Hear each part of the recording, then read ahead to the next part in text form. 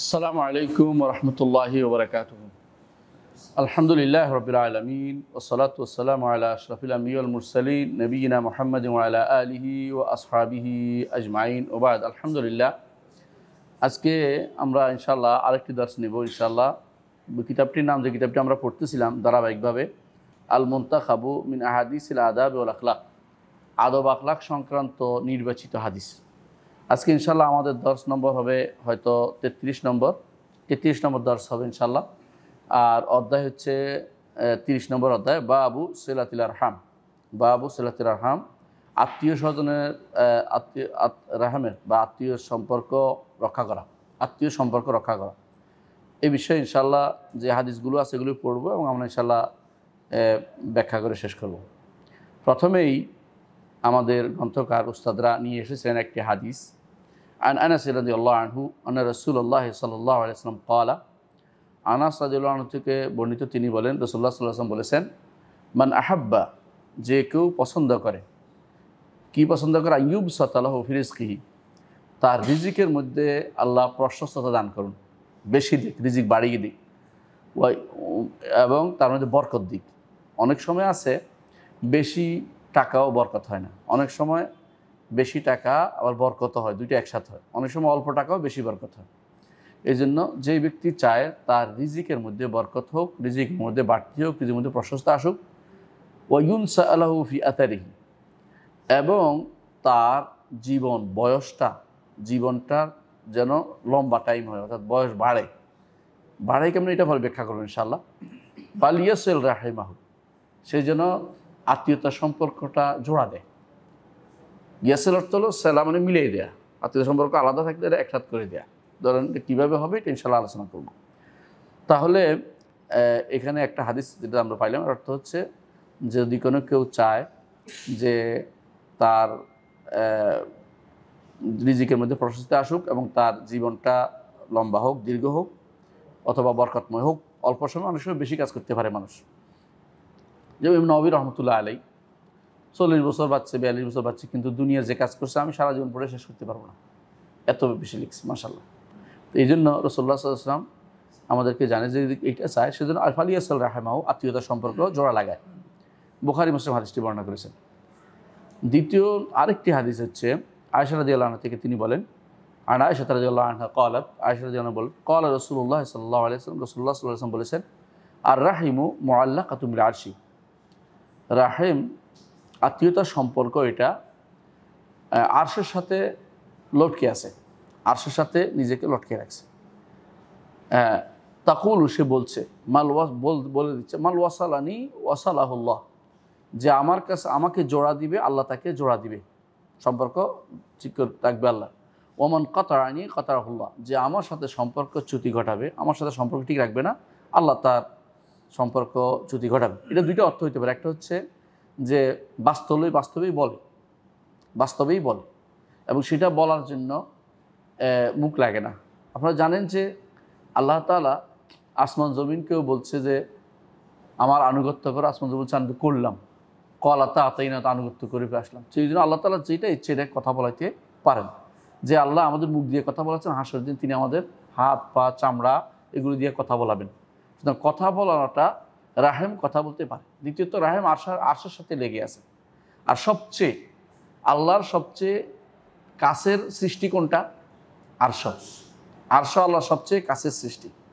আপনারা জানেন যে আল্লাহ আরশের উপরে, এর অর্থ হচ্ছে আরশের সাথে লেগে আছে, সবচেয়ে কাছের যে জিনিসটা তার সাথে লেগে আছে। এমন একটা হাদিসও আপনারা পড়েছেন, রাসূলুল্লাহ সাল্লাল্লাহু আলাইহি ওয়াসাল্লাম বলেছেন যে যখন আল্লাহ তাআলা আরশ রাহেম সৃষ্টি করেছেন, তখন রাহেম আল্লাহর কোমর ধরেছেন। আল্লাহর কোমর কীরকম আমরা জানি না, বিশ্বাস করতে হবে যে কোমর আছে, কিন্তু কীরকম জানি না। তো কোমর ধরে বলছেন যে আমি আশ্রয় চাচ্ছি যে আমাকে মানুষ দুনিয়াতে কি করবে, আমার সম্পর্ক কাটবে। তখন আল্লাহ তাআলা বলছেন, তুমি কি খুশি হও না যে তোমার সম্পর্ক কাটবে, আমি তার সম্পর্ক কর্তন করবো, আর যে তোমার সাথে সম্পর্ক রাখবে আমি তার সাথে সম্পর্ক রাখবো। এটাও সহিহ হাদিস। আরেকটি হাদিসে রাসূলুল্লাহ সাল্লাল্লাহু আলাইহি ওয়াসাল্লাম বলেছেন, হাদিসে কুদসিতে আল্লাহ তাআলা বলেন যে আরশ বলেছে, আল্লাহ তাআলা বলছেন হাদিসে কুদসিতে, আমি হচ্ছি রহমান আর তুমি হচ্ছে রাহিম।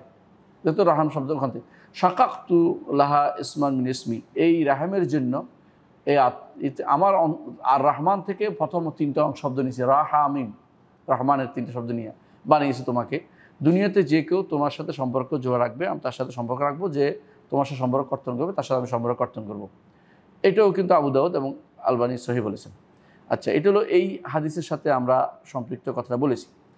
আরেকটি হাদিস এখানে উল্লেখ করা হয়েছে, আন আব্দুল্লাহ ইবনে আমর রাদিয়াল্লাহু আনহুমা, আব্দুল্লাহ ইবনে আমর রাদিয়াল্লাহু আনহু বলেছেন, তিনি বলেন, আনি নবী সাল্লাল্লাহু আলাইহি ওয়াসাল্লাম, রাসূলুল্লাহ সাল্লাল্লাহু আলাইহি ওয়াসাল্লাম বলেছেন, লাইসাল ওয়াসিলু বিল মুকাফি, ওই ব্যক্তি আত্মীয়তার সম্পর্ক রক্ষাকারী নয় যেই ব্যক্তি কাউন্টার সম্পর্ক রক্ষা করে।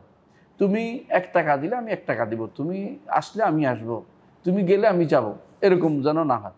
ওয়ালাকিন্নাল ওয়াসিলুল্লাযী ইযা কাতাআত রাহিমুহু ওয়াসালাহা, ওই ব্যক্তি হচ্ছে সত্যিকারের আত্মীয়তা সম্পর্ক জয়দানকারী, যে ব্যক্তি কেউ কর্তন করেছে কিন্তু সে গিয়ে নিজে গিয়ে গিয়ে কয় না আমাদের দেশে এলাকায়, মানে নিজে ইচ্ছাকৃত গিয়ে যাইয়া যে আমি তোমার সম্পর্ক রক্ষা করব, ওই ব্যক্তির সত্যিকারের সম্পর্ক রক্ষাকারী। এই 3টি হাদিস আমাদের শেখ উল্লেখ করেছেন, আমাদের ওস্তাদরা উল্লেখ করেছেন এই কিতাবের মধ্যে। আমি ইনশাল্লাহ এই হাদিসের সাথে কিছু হাদিস উল্লেখ করবো, কিছু আয়াত উল্লেখ করবো। প্রথমত কোরআনে কারীম আল্লাহ তাআলা সূরা রাদে বলছেন, আর ওই ইমানদারদের গুণাবলী বর্ণনা করতে গিয়ে, ইমানদাররা হচ্ছে তারাই যারা ইয়াসিলুনা মা ইউসাল, যে সম্পর্ক রক্ষা করতে বলেছে আল্লাহ তাআলা সম্পর্ক রক্ষা করে, ইমানদারদের গুণ এটা। ওয়া ইয়াখশাউনা রাব্বাহুম, তাদের রবকে ভয় করে, আল্লাহকে ভয় করে। ওয়া ইয়াখাফুনা সুআল হিসাব, এবং হিসাবের দিনের যে কষ্ট, যে ভয়, যে আশঙ্কা, এটা তারা ভয় পায় যে সেদিনের খারাপ হিসাব নিয়ে আমার হয়। সূরা রাদের 21 নম্বর আয়াতে আল্লাহ তাআলা বলেছেন। তো দেখা যাচ্ছে যে এখানেও বোঝা যাচ্ছে যে যদি কোনো কেউ আত্মীয়তা সম্পর্ক রক্ষা করে এবং তার হিসাবের ক্ষেত্রে সহজতা আসবে, এবং এটা আমরা একটু পরে দেখব, তার একটা উপকারিতা দেখব। দ্বিতীয়ত সূরা মুহাম্মদের মধ্যে আল্লাহ তাআলা বলছেন, ফাহাল আসাইতুম ইন তাওয়াল্লাইতুম, এমনও তো হতে পারে তোমরা যখন ফিরে যাবে, তোমাদেরকে যখন ক্ষমতা দেওয়া হবে, দুই অর্থ হতে পারে, আনতুফসিদু ফিল আরদি, জমিনের বুকে ফিতনা ফাসাদ তৈরি করবে, ক্ষমতায় গেলে তোমরা কি করবে, ফিতনা ফাসাদ তৈরি করবে। ওয়া তুকাত্তু আরহামাকুম, আত্মীয়তার সম্পর্ক নষ্ট করবে। উলাইকাল্লাযিনা লাআনাহুমুল্লাহ, আল্লাহ তাআলা এদেরকে লানত করেছেন, কাদেরকে, যারা ফিতনা ফাসাদ তৈরি করে জমিনের বুকে এবং আত্মীয়তার সম্পর্ক বিনষ্ট করে। আসাম্মাহুম, এদেরকে বধির বানিয়ে দিয়েছেন, ও আর মা আবসারুম, চোখকে তাদের অন্ধ বানিয়ে দিয়েছেন। অন্য আয়াতে আল্লাহ তাআলা বলছেন সূরা বাকারার 26 নম্বর 27 নম্বর আয়াতে, আল্লাযিনা ইয়ানকুদুনা আহদাল্লাহি মিন বা'দি মিসাকি, সুদৃঢ়ভাবে আল্লাহ তাআলা যে অঙ্গীকার নিয়েছেন এটা তারা ভঙ্গ করে, অঙ্গীকার ভঙ্গ করে। অনেকেই আসে এটা করবো এটা করবো এটা করবো, পরে কিন্তু এটা করে না, ভুলেই যায় পুরা, পরে ক্ষমতা দেখায়। দেখছেন আপনারা চোখের সামনে এরকম ঘটছে অনেক কিছুই, আল্লাহর সাথে করা অঙ্গীকার ভঙ্গ করে। ওই ইয়াকতাউনা মা আমারাল্লাহু বিহি ইউসাল, আল্লাহ যে সম্পর্ক জোড়া দিতে বলতে সম্পর্ক তারা কর্তন করে। ওই ইউসুদ্দিন ফিল জমিনের বুকে ফাসাদ সৃষ্টি করে। উলাইকা হুমুল খাসিরুন, তারাই হলো ক্ষতিগ্রস্ত। তাহলে একই দুই আয়াতের অর্থ একটাই, যে দুনিয়াতে আখিরাতে ক্ষতিগ্রস্ত তারাই যারা আত্মীয়তার সম্পর্ক কর্তন করে, আত্মীয় সম্পর্ক ঠিক রাখে না। অন্যগুলির সাথে এটাও যোগ হবে, অন্য কিছু বলেছে। অন্য সূরা নিসার 1 নম্বরে আল্লাহ তাআলা বলছেন, ওয়াত্তাকুল্লাহ আল্লাযী তাসাআলুনা বিল আরহাম, ওই আল্লাহকে ওই আল্লাহর তাকওয়া অবলম্বন করো, যাকে দিয়ে তোমরা একে অপরকে চাও যে আল্লাহর হস্তে দেন, আত্মীয়তা সম্পর্কের কারণে দেন। এই জন্য আল্লাহ তাআলা এটাও উল্লেখ করেছেন যে আল্লাহ তাকওয়া অবলম্বন করো। আর কোরআনে কারীমের সেভারেল জায়গায় Zabeel Korba, Zabeel Korba, Zabeel Korba, এখানে যে নিকটস্থ আত্মীয় যেটা বলা হয়েছে, আত্মীয়, এগুলি সবগুলি আত্মীয়তার সম্পর্কের ভিতরে এসে যাবে, কারণ জাবিল কোরবাও এর অন্তর্ভুক্ত।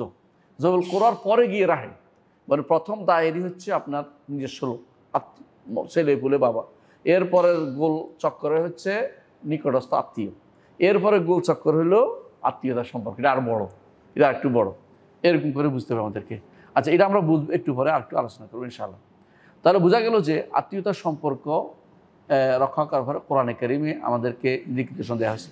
হাদিসে আছে, আমি আর কয়েকটা হাদিস উল্লেখ করি। আবু হুরায়রা রাদিয়াল্লাহু আনহু বর্ণিত, তিনি বলেন, রাসূলুল্লাহ সাল্লাল্লাহু আলাইহি ওয়াসাল্লাম বলেছেন, আল্লাহ তাআলা যখন সৃষ্টি শেষ করলেন তখন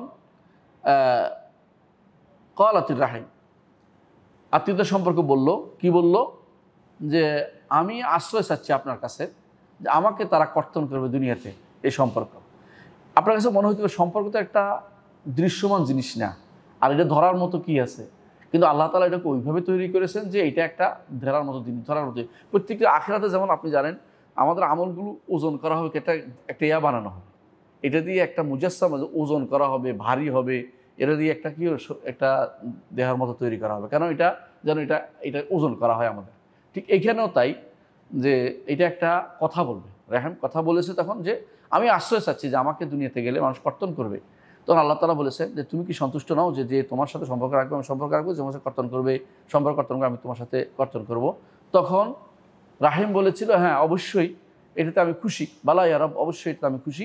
আল্লাহ তাআলা বলছেন এটা তোমার জন্য এটা থাকলো।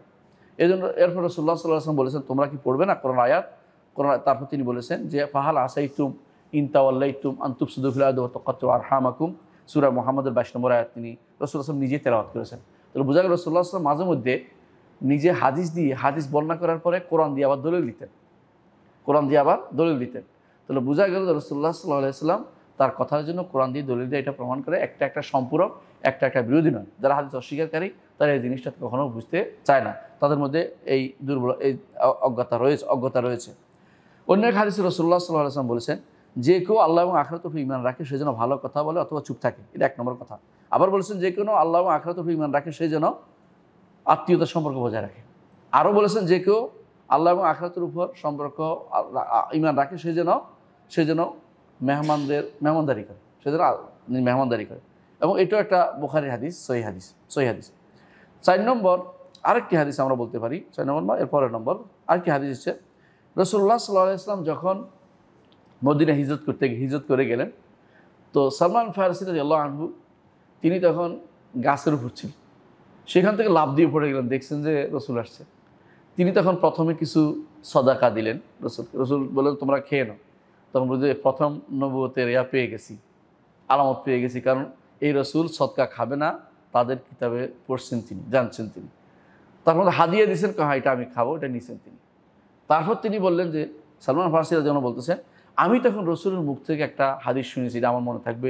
তিনি তখন বলেছিলেন আইয়ুহান নাস, হে মানুষেরা, আফসুস সালাম, সালামের প্রসার করো, ও আতরামুত তাআম, খাবার খাও, ওয়াসিল আরহাম, আত্মীয়তা সম্পর্ক বজায় রাখো, ওয়াসাল্লু বিল্লাইলি ওয়ান নাসু নিয়াম, রাতের বেলা সালাত আদায় করো যখন মানুষ ঘুমিয়ে থাকে। তাহলে কি হবে? তাদখুলুল জান্নাতা বিসালাম, শান্তির সাথে জান্নাতে প্রবেশ করতে পারবে, শান্তির সাথে জান্নাতে প্রবেশ করতে পারবে। ইবনে মাজাহ হাদিসটি বলেছেন এবং হাদিসটি শাইখুল আলবানী সহিহ বলেছেন। অন্য এক হাদিসে আসছে রাসূলুল্লাহ সাল্লাল্লাহু আলাইহি ওয়াসাল্লাম তাকে এক ব্যক্তি জিজ্ঞাসা করেন, ইয়া রাসূলুল্লাহ আমাকে একটা আমল বলেন, এমন কিছু আমল বলেন যেটা করলে আমি জান্নাতে যেতে পারবো। সাহাবা কেরামটা জান্নাতে যাওয়া তাদের মূল উদ্দেশ্য ছিল, দুনিয়ার কোনো পদ পদবী, দুনিয়ার কিছু তারা লালাইতে ছিলেন না, দুনিয়ার কিছুর জন্য তারা আগ্রহ প্রকাশ করতেন না, কেমনে জান্নাতে যাবে এই টেনশন ছিলেন সবসময়। আল্লাহু আকবার। রাসূলুল্লাহ সাল্লাল্লাহু আলাইহি ওয়াসাল্লাম তখন বললেন তা'বুদুল্লাহ ওয়া লা তুশরিকু বিহি শাইআন, একমাত্র আল্লাহর ইবাদত করবে, তার সাথে কাউকে শরীক করবে না, এক নম্বর কাজ। দ্বিতীয় হচ্ছে ওয়া তুকিমুস সালাহ, সালাত কায়েম করবে, ওয়া তুতি যাকাত, যাকাত প্রদান করবে। আর তারপর বলেছেন ওয়া তাসিলুর রাহিম, আত্মীয়তার সম্পর্ক বজায় রাখবে। মুত্তাফাকুন আলাইহি, বুখারী মুসলিম হাদিসটি বর্ণনা করেছেন। আরও একটা হাদিসে আসছে নুফাই ইবনে হারিস আস-সাকাফি আবু বকর রাদিয়াল্লাহু আনহু তিনি বলেছেন, আবু বকরাহ, তিনি আবু বকর না, আবু বকরাহ রাদিয়াল্লাহু আনহু বলেছেন, তার নাম হচ্ছে নুফাই ইবনে হারিস আস-সাকাফি। তিনি বলছেন রাসূলুল্লাহ সাল্লাল্লাহু আলাইহি ওয়াসাল্লাম বলেছেন মা মিন যামবিন আজদারু আন ইউআজ্জিল আল্লাহু লিসাহিবিল উকুবাতা ফিদ দুনিয়া মা ইউদাখিলু ফিল আখিরাহ মিনাল বাগি ওয়া কাতিয়াতির রাহিম। দুইটা জিনিসের শাস্তি দুনিয়াতে আল্লাহ অগ্রিম দিয়ে দেয়, একটা হচ্ছে বিদ্রোহ, সীমা লঙ্ঘন করা, আরেকটা হচ্ছে আত্মীয়তার সম্পর্ক কর্তন করা। এইটার শাস্তি আল্লাহ দুনিয়াতেই দিয়ে দেয়। আপনি অনেক মানুষকে দেখবেন আত্মীয়তা সম্পর্ক, কাছের আত্মীয়তা করলে বাবা মা, এদের সাথে সম্পর্ক কর্তন করলে বৃদ্ধ বয়স দেখবেন তাদেরকে আর দেখার কেউ থাকে না, অনেক কিছু এরকম হয়ে যায়। এই জন্য এই জিনিসটা আল্লাহর পক্ষ থেকে বিশেষ রাসূলুল্লাহ হাদিস অনুসারে আমরা দেখতে পাচ্ছি যে এইটা হবেই হবে, আখিরাতে তো তার শাস্তি রয়েছেই, দুনিয়াতে এই শাস্তি হবে। এবং হাদিসটি ইমাম তিরমিজি বর্ণনা করেছেন এবং হাদিসটি শাইখুল আলবানী সহিহ বলেছেন। আরেকটি হাদিস বলি, আবু হুরায়রা রাদিয়াল্লাহু আনহু বর্ণিত, তিনি বলেন বনি আদমের আমলনামা আল্লাহর দরবারে পেশ করা হয় প্রতি বৃহস্পতিবারে। যারা বলে রসুলের দরবারে আমলনামা পেশ করা তারা মিথ্যা কথা বলে, হাদিসগুলো সহিহ না। আল্লাহর দরবারে প্রতি বৃহস্পতিবার জুমার রাত মানে বৃহস্পতিবার দিনগত রাতে আল্লাহর দরবারে আমলনামা পেশ করা হয়। তখন সমস্ত আমল কবুল করা হয়, তবে যে কাতে রাহেম, আত্মীয়তার সম্পর্ক বজায় রাখে নাই, সেই ব্যক্তি ইমানদার হলেও তার আমলটা গ্রহণ করা হয় না, কবুল করা হয় না। এবং আহমদ হাদিসটি বর্ণনা করেছেন সহিহ সনদে। আরেকটি হাদিসে রাসূলুল্লাহ সাল্লাল্লাহু আলাইহি ওয়াসাল্লাম বলেছেন যে 3 শ্রেণীর লোকের তারা জান্নাতে প্রবেশ করবে না। এর মধ্যে একজনের কথা বলছে কাতে, আত্মীয়তার সম্পর্ক কর্তনকারী। এর অর্থ হচ্ছে প্রথমে জান্নাতে প্রবেশ করার পরে শাস্তি ভোগ করার পরে তারপর জান্নাতে যেতে পারে, অথবা আল্লাহর রহমত হলে পরবর্তীতে জান্নাত যাবে, কিন্তু শুরুতেই জান্নাত যাওয়া তাদের জন্য কঠিন হবে। আরেকটি হাদিসে এটাও আছে, রাসূলুল্লাহ সাল্লাল্লাহু আলাইহি ওয়াসাল্লাম বলেছেন, লা ইয়াদখুলুল জান্নাতা কাতা, যে ব্যক্তি আত্মীয়তার সম্পর্ক কর্তন করবে সে ব্যক্তি জান্নাতে প্রবেশ করবে না। এর অর্থ এটা যে প্রথমেই জান্নাত যেতে পারবে, কিন্তু ঈমান থাকে, পরবর্তীতে কোনোদিন হয়তো জান্নাতে যাবে, কারো সুপারিশ অথবা আল্লাহর বিশেষ রহমতে সে জান্নাতে যাওয়ার সুযোগটা সে পাবে। আরেকটি বিষয় আমাদের জানা দরকার এখানে, সেটা হচ্ছে আরশ কোথাও অবস্থিত। আরশ হচ্ছে সমস্ত আসমানের উপরে হচ্ছে কুরসির উপরে হচ্ছে আরশ। কেউ উল্টা যেন না বোঝে। কুরসি হচ্ছে মাওয়াদুল কাদামের রব্বুল আলমীর পা রাখার স্থান, 2 পা রাখার স্থান। আরশ হচ্ছে রব্বুল আলমিনের বিশেষ সৃষ্টি, যেটা সবচেয়ে বড় সৃষ্টি। রব্বুল আলমিনের ঠাট বঠাট মর্যাদা, সম্মান মর্যাদার জায়গা সেটা। তার উপরে তিনি, আমরা কখনো বলি না আরশের বসে আছে বা আরশের ভিতরে ঢুকে আছে, এটা কোনোটা বলে না, তার উপরে তিনি। কারণ আরশের উপরে তিনি ছাড়া কিছু নেই। কেউ যদি বলে যে আল্লাহকে তো অন্য কিছু ঘিরাও রাখছে, এটা সে তার বুদ্ধি স্বল্পতার কারণে এটা বলে। কারণ সে মনে করে তার মতো, নিজের মতো। এই জন্য আমাদেরকে চারপাশে অনেক কিছু ঘিরে রাখছে, সে মনে করে আমাদের মতো। আসলে আরশের উপরে আল্লাহ বলতে তার কিছুই নেই। এই জন্য আরশের উপর তিনিই আছেন, নিচে সব সৃষ্টি। আরশের আর কোনো সৃষ্টি সেখানে নাই। এটাকে বলে লা খালা লা মালা, মানে খালিও নাই, মানুষও নাই, ভর্তিও নাই। এটা যে ব্যক্তি না বুঝবে সে ব্যক্তি কোনোদিন আর আল্লাহ তাআলা আর সম্পর্কে বুঝতে পারবে না। তাহলে আমরা এটা বুঝতে পারলাম যে আল্লাহ আত্মীয়তা সম্পর্ক বজায় রাখা জরুরি। এখানে আমি আত্মীয়তা, রাহেমের অর্থটা বুঝিয়ে দিই। রাহেম কারা? আত্মীয়তার সম্পর্ক, আত্মার সাথে যাদের সম্পর্ক আছে আপনার সাথে। এখানে ওস্তাদা ব্যাখ্যা করে বুঝিয়ে দিয়েছেন, ওই সমস্ত আত্মীয় যাদের সাথে আপনার বংশীয় অথবা বিবাহ সূত্রে যাদের সাথে সম্পর্কটা তৈরি হয়েছে, যে সম্পর্কটা তৈরি হয়েছে আপনার না, মানে আপনার হয়ে গেছে, আপনি আসছেন, এরপর আপনার পরবর্তী যেটা আসবে এটা পরে তাদের জন্য তৈরি হবে, এটা আবার রাখেন। তো আপনার জন্য যেমন কীরকম, যে ওয়ারিশি হতে পারে, অথবা এদের প্রতি আপনার আত্মীয়কর হতে পারে, এই ভাগটা হতে পারে। কেমন 3 ভাগ করছে মানুষ। কেউ বলছে যে রাহেম বলতে বোঝা যারা ওয়ারিশ হবে তারা, এটা সংকীর্ণ সংজ্ঞা। দ্বিতীয় বলছে আত্মীয়তা সম্পর্কে বলতে যারা মাহরাম, মানে ওয়ারিশ হয় আবার মাহরাম, এটা বলছে। আরেকজন বলছে না না, দুইটাও না, একদম এটা ব্যাপক কথা হচ্ছে এটা, যে প্রথম হচ্ছে নিজের মাহরাম একজন মানুষের আত্মীয়, তারপরে হচ্ছে নিজের যারা বংশীয় লোক, তারপরে হচ্ছে এর বাইরের লোক। পুরোটা ভাগ করলে আমি দেখেছি প্রায় 13-14 জন আসে। আমি নাম ধরে বলছি একদম। এখন হচ্ছে বাবা, বাবারা, তারপরে দাদারা, তারপরে দাদিরা, হ্যাঁ দাদিরা, তারপরে নিচে 3টা হলো উপরের দিকে। নিচের দিকে আসেন ছেলে এবং ছেলেদের সন্তান, তারপরে মেয়েদের সন্তান। বুঝে আসছে? এটা আত্মীয়তার মধ্যে প্রথম স্টেপ এরা। তারপরে হচ্ছে ভাই বোন এবং ভাই বোনের সন্তান, তারপরে হচ্ছে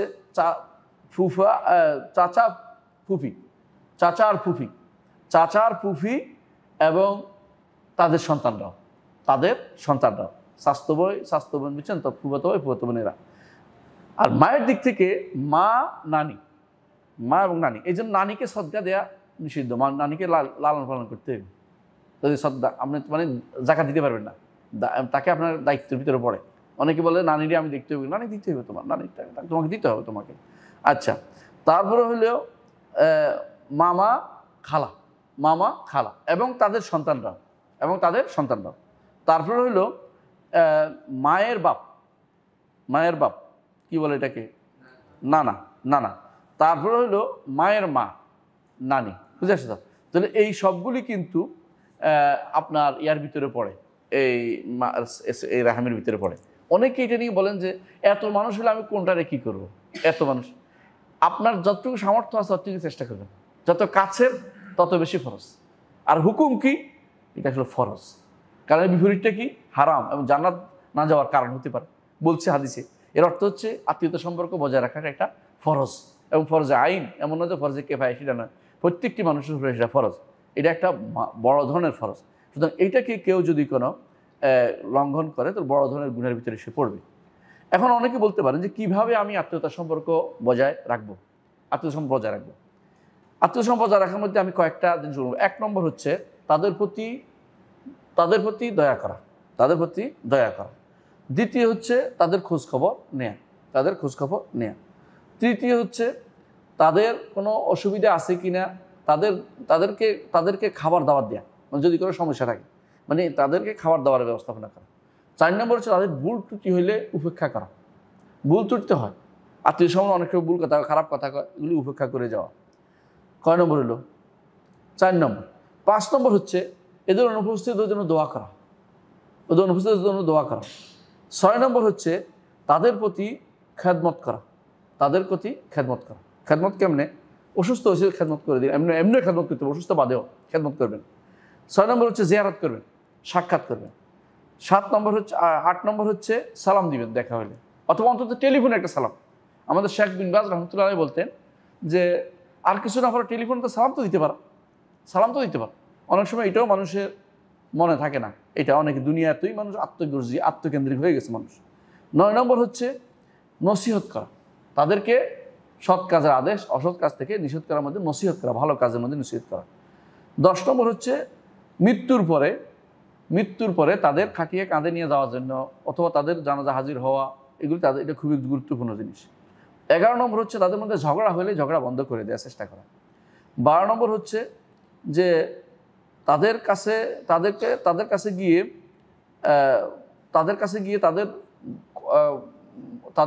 তাদের সাথে হাসি মুখে কথা বলা, 13 নম্বর হচ্ছে তারা কষ্ট দিলে কষ্ট সহ্য করা। একটা হাদিসে আছে রাসূলুল্লাহ সাল্লাল্লাহু আলাইহি ওয়াসাল্লাম বলেছেন যে এক সাহাবী বললেন যে ইয়া রাসূলুল্লাহ, আমি অনেক ভালো ভালো কাজ করি আমার আত্মীয়র জন্য, তারা আমার সাথে খুব খারাপ ব্যবহার করে। রাসূল কি বলেছেন? কান্নামা তুসিফুহুমুল মাল, তুমি যেন তাদের মুখে ছাই মারো, অর্থাৎ তোমার কোনো সমস্যা নাই, হ্যাঁ তুমি তো ভালো ব্যবহার করতে, তুমি এটার মাধ্যমে তারা যেটাই করে এটা তাদের মুখে ছাই, তাদের সমস্যা, তোমার সমস্যা না, তোমার কাজ তুমি করে যাও। তো 13 নম্বর হচ্ছে বা 14 নম্বর হচ্ছে তাদেরকে মেহমানদারি করা, মাঝে মধ্যে তাদেরকে ডাকা, মেহমানদারি করা। 15 নম্বর হচ্ছে তাদের বিরুদ্ধে কোনো অভিযোগ অন্তরে না রাখা, অন্তরটাকে পরিচ্ছন্ন করা। আর 16 নম্বর হচ্ছে তাদের মধ্যে যারা বয়োবৃদ্ধ আছে তাদেরকে সম্মান করা, আর ছোটো বাচ্চাদেরকে আদর করা, এবং তাদেরকে যে মর্যাদা আছে তাকে সেই মর্যাদা বসানো। আপনার বাড়িতে আসছে, একটা চেয়ার দেন, বসান, বসতে দিলেন না, কথা বললেন না, মন কালাকালি করলেন, মুখ ব্যাখ্যা করে রাখলেন, এটা শরীয়তে বলে না, এটা আত্মীয়তা সম্পর্ক খারাপ করার জিনিস। আর 17 নম্বর হচ্ছে তাদের আনন্দে শরিক হওয়া, তাদের বিয়ে শাদী হচ্ছে, কোনো আত্মীয় স্বজন আপনার সেই আনন্দে শরিক হবে। 18 নম্বর হচ্ছে যে কোনো কারণে তারা আপনাকে দাওয়াত দিছে, দাওয়াতে হাজির হবেন, এবং তারা যদি আপনাকে অসুস্থ হয় তো অসুস্থ সেবা শুশ্রূষা করতে যাবেন। এই হচ্ছে 19 নম্বর। এই 19টা পয়েন্ট আমি বের করতে পেরেছি, আপনারা আরও পাবেন। টাকা পয়সার কথা আগে বলেছি, টাকা পয়সা দিয়ে খরচ করা এটাও আগে বলেছি। তাহলে বোঝা গেল যে আত্মীয়তার সম্পর্ক রক্ষা করা একটা বিশাল ব্যাপার, এটা আমাদের করা দরকার। তো আমাদের শেখ কিছু ফওয়ায়েদ বর্ণনা করছে, উপকারিতা বর্ণনা আমি উল্লেখ করবো ইনশাআল্লাহ। 1 নম্বরে হাদিসগুলো আমরা যে পড়েছি এর মধ্যে 1 নম্বর উপকারিতা হচ্ছে এটা যে সিলাতুর রাহিম, আত্মীয়তার সম্পর্ক বজায় রাখার উৎসাহ দিতে হবে। কী জন্য? 1 নম্বর আল্লাহর নৈকট্য অর্জনের জন্য। দুনিয়া কেউ বলবে, প্রশংসা করবে, আমাদের লেখে রাখবে, দরকার নেই, আল্লাহর নৈকট্য অর্জনের জন্য। দ্বিতীয় হচ্ছে এটার ফজিলত জানছি আমি, এখন এটা করব। যে কোনো জিনিস ফজিলত জেনে করা আর ফজিলত না জেনে করার মধ্যে বিশাল পার্থক্য। আপনি এখন প্রতিদিনই ধরেন আপনি এমন একটা কাজ করেন যা খুবই দরকার, কিন্তু যখন জানলেন ফজিলত তখন থেকে এটার ফজিলত আর এটার সব বহুত গুণ বেড়ে গেছে। এই জন্য আমরা বলি আপনি অনেক কাজ করেন কিন্তু এলেম দিয়ে করলে সব বেশি। এলেম সহ যদি জেনে শুনে কোনো আমল করেন এটা সব অনেক বেশি। একটা আমল আপনি এমনিই করেন, জানেন না, যেমন সুবহানাল্লাহ আলহামদুলিল্লাহ আল্লাহকে শোয়ার সময় পড়েন, কিন্তু যেদিন আপনি জানছেন যে সুবহানাল্লাহ আলহামদুলিল্লাহ শোয়ার সময় পড়লে এটার এই সব সেই দিন থেকে যেটা করবে এটা সবটা পাবেন। আগে যেটা করছেন এমনি সওয়াব পাবেন সুবহানাল্লাহ আলহামদুলিল্লাহ আল্লাহু আকবার, কিন্তু পাবেন না, যেটা অতিরিক্ত একটা সওয়াবের কথা আছে ওইটা আর পাবেন না, ওইটা পাবেন না। যখন জানছেন তখন থেকে এটার বহুগুণ বৃদ্ধি হয়ে গেছে। তো সেই হিসাবে যখন আপনি এটা জানবেন হাদিসগুলো, তখন আপনার মধ্যে আপনি বুঝতে পারছেন এত ফজিলতের কারণে আমি এই ফজিলতগুলো সব চাই, এই জন্য আমি আত্মীয়তা সম্পর্ক বজায় রাখছি, এর জন্য উপকারিতা আরও বেশি রয়েছে। দ্বিতীয় আরেকটি উপকারিতা হচ্ছে আমরা এই হাদিস থেকে বলতে পাই, সেটা হচ্ছে যে সিলাতুর রাহিমের কারণে আল্লাহ তাআলা রিজিকে বরকত দেন এবং আল্লাহ তাআলা আমাদের জীবনে বরকত দেন। এই বরকতটা কেমনে হয় আমরা বলেছি, কিন্তু আপনারা জানেন যে কোনো মানুষের কিছু পরিবর্তন হয় না, কিন্তু তো ওইটা ওখানে লেখাই আছে, ওইভাবে লেখা আছে লোকটা আত্মীয়তার সম্পর্ক বজায় করে রাখবে, এই জন্য তাকে এত বাড়িয়ে দেওয়া হলো, ওই সময় দিয়েছে আল্লাহ তাআলা, নতুন করে কোনো কিছু পরিবর্তন নাই। মা ইউবাদদালুল কাউল লাদাইয়া ওয়া মা আনা বিযাল্লামিল আবিদ।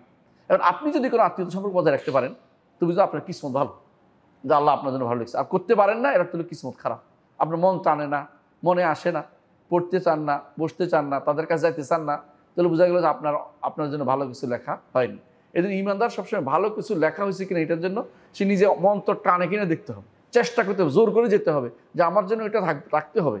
আল্লাহ তাআলা সেভাবেই লিখছেন, কিন্তু সে যে গেছে ওইটা টানেই গেছে যেটা লিখছে। আর যদি ওইদিকে যাইতে না পারে তার কিসমত খারাপ। প্রত্যেকে এইভাবে বুঝতে হবে আসলে কোনো কিছু এখন আর কোনো পরিবর্তন হয় না। মা ইউবাদদাল কাউলু লাদাইয়া, আমার কাছে কোনো কিছু পরিবর্তন নাই। আমাদের দেশে অনেকেই বলে তাকদির দুই প্রকার, একটা মুআল্লাক, একটা মুবরাম, অর্থাৎ একটা লটকে আছে, একটা স্থির করা আছে। এটা আসলে ভুল কথা, কোনো কিছু লটকে নেই। কুল্লু সগীরিন ও কাবীরিন মুস্তাতার, ছোট বড় সব কিছু লেখা হয়ে আছে। তাহলে কীভাবে বাড়ায় কমায়? বাড়ায় কমাটা হচ্ছে ফেরেশতাদের খাতায়, ফেরেশতারা তো আর বুঝতে পারে না, তারা বাড়ায় কমায়, আসলে আল্লাহর কাছে বাড়ানোটাই লেখা আছে। আর কমানো মনে করতে পারে না, কমায় না, মনে করে ফেরেশতা মনে করছে অনেকদিন বাঁচবে, আসলে তো কুট করে মরে গেছে। তো ফেরেশতার খাতায় বাড়ায় কমে, কিন্তু আল্লাহ তাআলা যা লিখছেন ওখানে কোনো কমতি বাড়তি নেই। তো আমরা কেন করব? আমরা করবো এই জন্য আল্লাহর খাতার উপরে চলার জন্যই করবো। যেই ব্যক্তি আত্মীয়তা সম্পর্ক বজায় রাখতে পারে, বুঝবে তার কিসমত ভালো, তার রিজিকও বাড়বে, তার জীবনও দীর্ঘ হবে, সুন্দর হবে এবং বরকতময় হবে। এটাই হলো বুঝতে হবে। এবং সে আত্মীয়তার সম্পর্ক বজায় রাখলে আনুগত্যের তৌফিক হবে, সময়টাকে দুনিয়া আখিরাতে যে ভালো কাজে লাগবে সেটা সে ভালো কাজে লাগাতে পারবে। তৃতীয় যে উপকারিতা দেখতে পাচ্ছি সিলাতুর রাহিম, আত্মীয়তার সব বড় উপকারিতা হচ্ছে রব্বুল আলামিনের সন্তুষ্টি পাবে এবং মানুষের ভালোবাসা সে আহরণ করতে পারবে, মানুষের ভালোবাসা আহরণ করতে পারবে এবং মানুষ সমাজের মধ্যে একটা সুন্দর ভালোবাসা প্রসার ঘটবে। আপনি যদি চিন্তা করেন সবাই যদি আত্মীয় দেখাশোনা করে, তাহলে সমাজের মধ্যে কেউ কিন্তু না খেয়ে মারা যাবে না। অনেক মানুষ ধনী, তার আত্মীয়রা গরিব, কেউ দেখে টেকে না, কেউ আমাদের খোঁজ খবর নেয় না। অনেকে আছে রাগ করে আছে আত্মীয়তার উপরে, কেন একদিন খারাপ ব্যবহার করছিল, এটাও কিন্তু আত্মীয়তার সম্পর্ক বজায় রাখার বিরোধী কাজ। 4 নম্বর যে উপকারিতা হচ্ছে আত্মীয়তার সম্পর্ক কর্তন করলে যে ক্ষতি, তা থেকে এই লোকে বাঁচতে পারবে, কারণ এটা তো কবিরা গুনাহ এবং এটা কোনো জাহান্নামে যাওয়ার কারণ। জান্নাত থেকে মুক্তি পেতে হলে আত্মীয়তা সম্পর্ক বজায় রাখতেই হবে। 5 নম্বর যে উপকারিতা তা হচ্ছে যারা আত্মীয়তা সম্পর্ক বজায় রাখে, প্রশংসিত আত্মীয়তা সম্পর্ক বজায় রাখা হচ্ছে ওই ব্যক্তি যে ব্যক্তি তার সাথে সম্পর্ক কর্তন করেছে সে বজায় রাখছে। এরকম নয় ব্যক্তি যে ব্যক্তি কাউন্টার আত্মীয় সম্পর্ক বজায় রাখে, সেটা আসলে আত্মীয় সম্পর্ক বজায় রাখার সত্যিকার নীতি নয়, তবু এটা করতে হবে। অন্তত কেউ দিলে আমি দিব, এটাও থাকা দরকার, এটা তো বাদ দেওয়া যাবে না। কিন্তু তাই বলে ওই ব্যক্তি হচ্ছে প্রকৃত আত্মীয় সম্পর্ক বজায় রাখার ব্যক্তি, যে ব্যক্তি সে কেউ না রাখলেও আমি রাখবো, সে কর্তন করলেও আমি করবো। 6 নম্বর যে উপকারিতা হচ্ছে যে সিলাতুর রাহিমের যে মধ্যে আত্মীয় সম্পর্ক বজায় রাখার মধ্যে আপনার কাছের লোকগুলোকে কাছে আগে, এরপরে দূরে, এরপরে দূরে, এরপরে দূরে, অর্থাৎ প্রথমে আপনার নিজের পরিবার উপরের দিকে, নিচের দিকে, অর্থাৎ পিতাদের দিকে, অর্থাৎ নিচের দিকে, এরপরে আপনার পাশে ভাই, এরপরে চাচা, এর মধ্যে শেষ হবে এক গোষ্ঠী, আরেক গোষ্ঠী হলো মামা, নানা, খালা এবং খালা ভাই, এরা এর ভিতরে ঢুকবে। তাহলে আমরা দেখতে পাচ্ছি যত কাছে তত বেশি ফরজ, এর মধ্যে আপনার ক্ষমতার বাইরে লাই করলে হুল্লাহু নাফসান ইল্লা উসআহা, সাধ্যের বাইরে আল্লাহ কাউকে কষ্ট দেন না। আমি এখানে কয়েকটা জিনিস উপকারিতা উল্লেখ করতে চাই, যেটা আমরা আগে উল্লেখ করছি, এটা আর বলবো না। একটা হচ্ছে উপকারিতার মধ্যে একটা জান্নাতে প্রবেশ করা, একটা উপকারিতা হাদিসে আসছে। রসুলের নির্দেশনা পালন করলাম, আল্লাহর নির্দেশনা পালন করলাম, এগুলো আমরা জানি। এবং এর মাধ্যমে আল্লাহর প্রিয় একটা আমল, আল্লাহর কাছে প্রিয় হচ্ছে সিলাতুর রাহিম, আত্মীয়তা সম্পর্ক বজায় রাখা। এবং আমরা এটাও জানলাম যে এটা রাসূলুল্লাহ সাল্লাল্লাহু আলাইহি ওয়াসাল্লাম ওসিয়ত। আমরা এটাও জানলাম যে এটা কিয়ামতের দিন এটা দাঁড়াবে তার পক্ষে দাঁড়াবে। এবং এটাও জানলাম যে তার রিজিক বর্ধিত হবে এবং সব বাড়বে।